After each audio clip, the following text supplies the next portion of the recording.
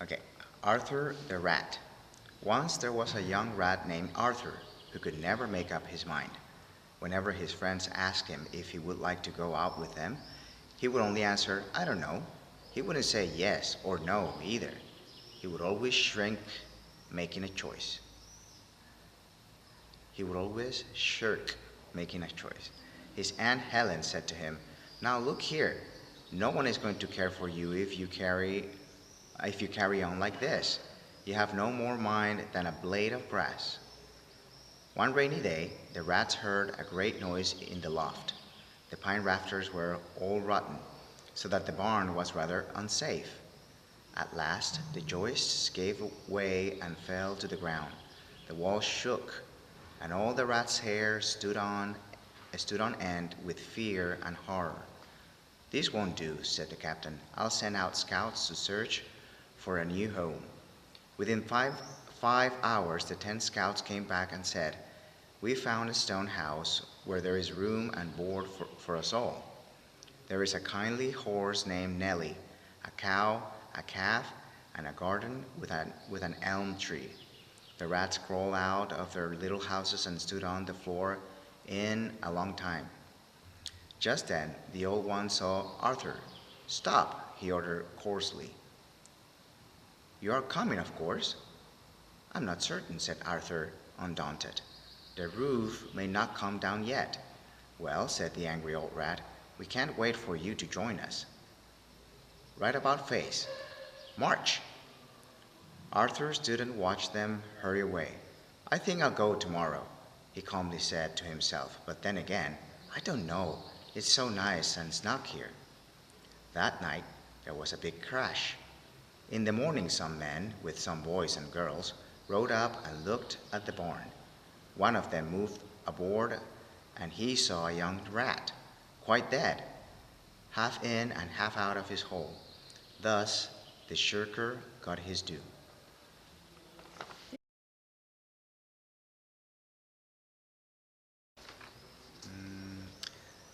K-I-T. Oh, say the word, yeah. Okay, kit. The quick little kitten thinks it bit a pretty big fish. Dress. Many of Jeff's best friends slept in mesh tents in pleasant weather. Trap. The harrowing black cat dashes at any man and lands on the plate carriage. Lot.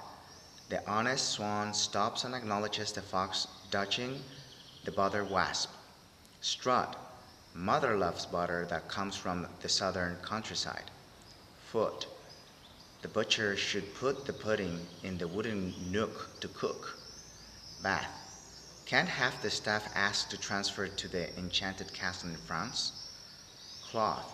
Lawrence often offers Ross a Florida orange and horribly strong frothy Boston coffee.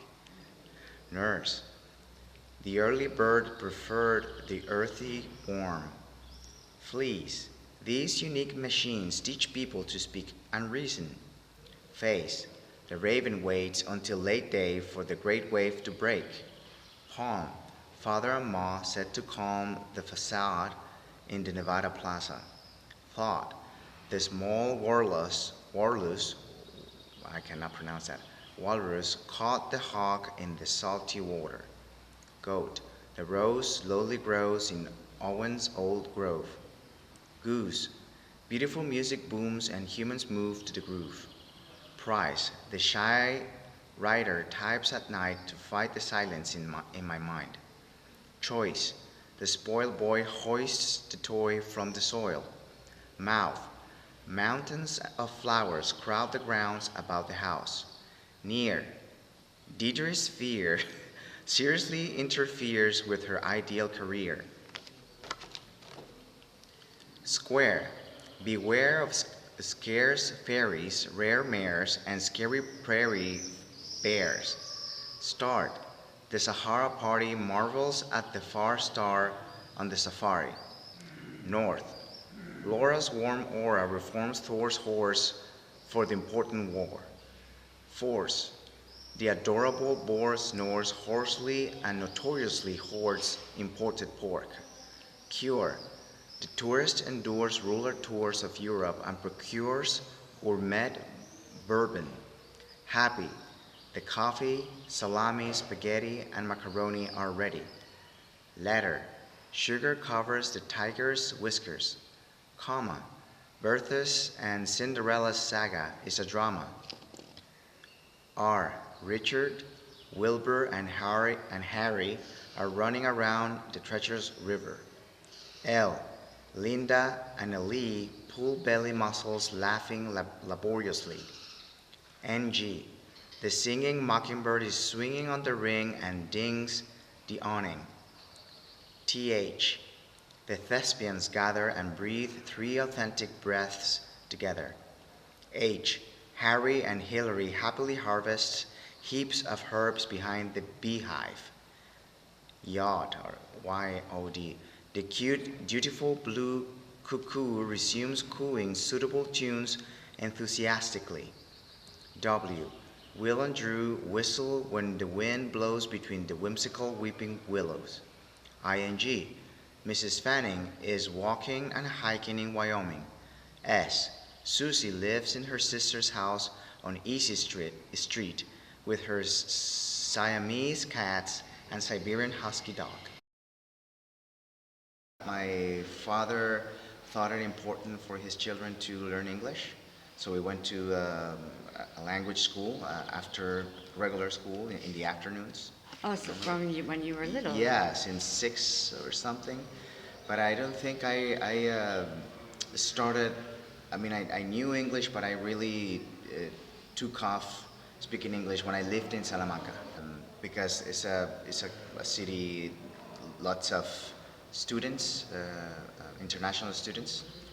And that's where I met my wife. She's American. Oh, okay. And then you went to the States. And then we went to the States to get married.